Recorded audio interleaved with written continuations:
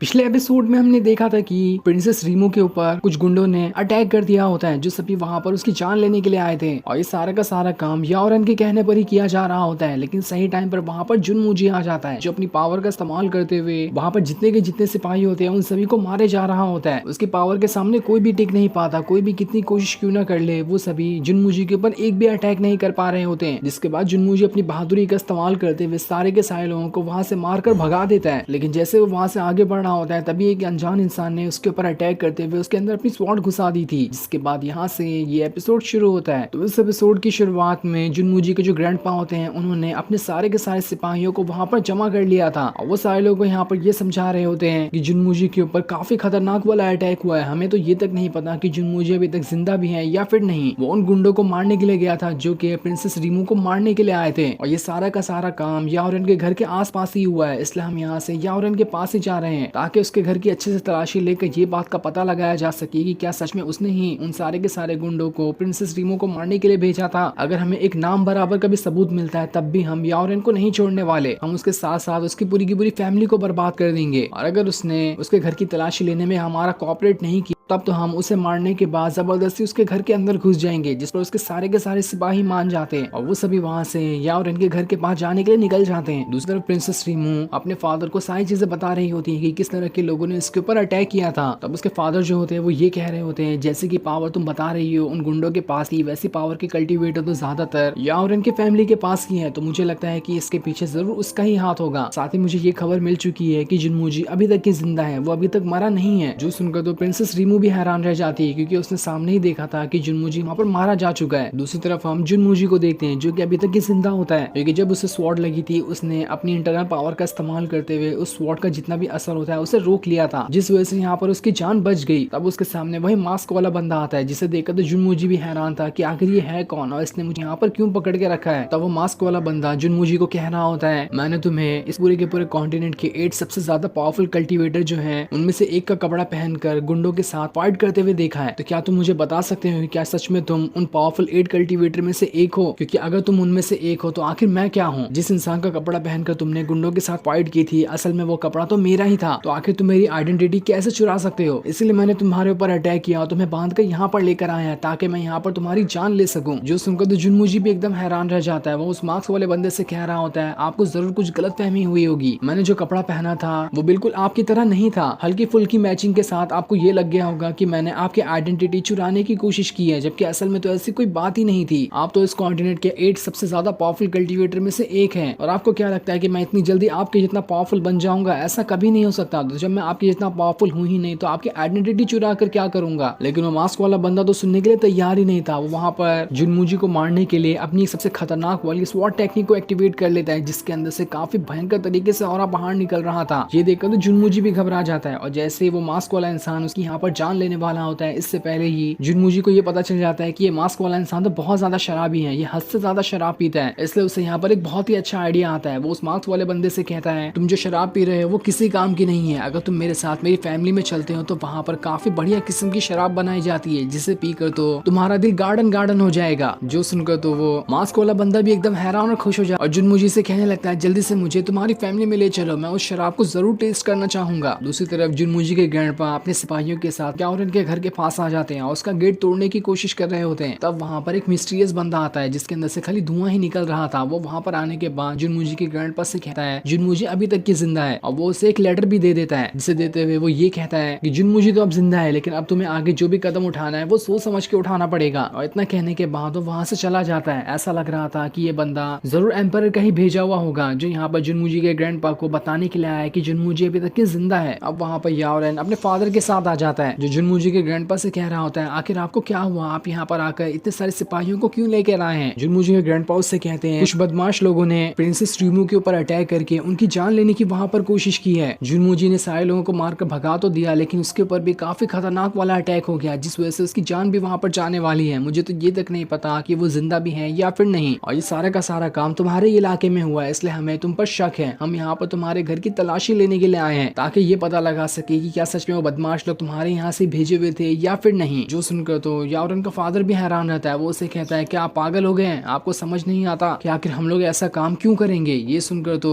जुनमुजी के ग्रैंडपा को काफी ज्यादा गुस्सा आ जाता है। वो वहां पर अपने सिपाहियों को ऑर्डर दे देते हैं कि चलो यहाँ पर हमला शुरू कर दो। जो सुनकर तो याओरन का फादर भी अपने सिपाहियों को जुनमुजी के ग्रैंडपा के आसपास भेज देता है ताकि वो यहाँ पर जुनमुजी के ग्रैंडपा की जान ले सके। लेकिन जैसे वो सिपाही वहां पर आते हैं, जुनमुजी के ग्रैंडपा कहते हैं काफी टाइम पहले मैंने अपनी पावर का इस्तेमाल किया था, लेकिन लगता है आज मुझे फिर से अपनी पावर का वापस इस्तेमाल करना पड़ेगा। जिसके बाद वो वहां पर अपनी पावर को एक्टिवेट करना शुरू कर देते हैं। और जैसे वो यहाँ पर अपनी पावर को एक्टिवेट करते हैं, उनके सामने तो कोई भी नहीं टिक पाता। कोई भी कितना भी क्यों ना अटैक कर ले, वो जुनमुजी के ग्रैंडपा के सामने जरा सा नहीं टिक पा रहा होता है। वो सारे सिपाही अपने मिस्टीरियस स्नेक को भी समन कर लेते हैं ताकि उसका इस्तेमाल करके जुनमुजी के ग्रैंडपा के ऊपर अटैक कर सके। लेकिन जुनमुजी के ग्रैंडपा को तो किसी भी चीज से कोई फर्क नहीं पड़ रहा था। वो वहां पर अपनी पावर का इस्तेमाल करते हुए लगातार सारे लोगों के ऊपर अटैक किए जा रहे होते हैं। उसके बाद वहां पर अपने थंडर टाइगर स्पिरिट को समन कर लेते हैं और जैसे वो वहां पर आता है सारी जगह बिल्कुल जमने लगती है। याओरन के फादर की जितने भी सिपाही होते हैं वो सभी वहां पर बर्फ में जमते हुए मारे जा रहे थे और कोई का कोई सिपाही जुनमुजी के ग्रैंडपा के सामने खड़ा तक नहीं हो पाता। इसके बाद जुनमुजी के ग्रैंडपा अपने सारे के सारे सिपाहियों को याओरन के घर में भेज देते हैं ताकि वो ये पता लगा सके कि क्या सच में वो सारे गुंडे यहीं से गए थे। ये देखकर याओरन जो होता है अपने फादर से कह रहा होता है हमें इसकी शिकायत एम्पायर से करनी होगी ताकि वो इस जुनमुजी की फैमिली को सबक सिखा सके। लेकिन उसके फादर कह रहे होते हैं मुझे तो लगता है कि असल में सारी चीजों का काम एम्पायर का ही है। उन्होंने ही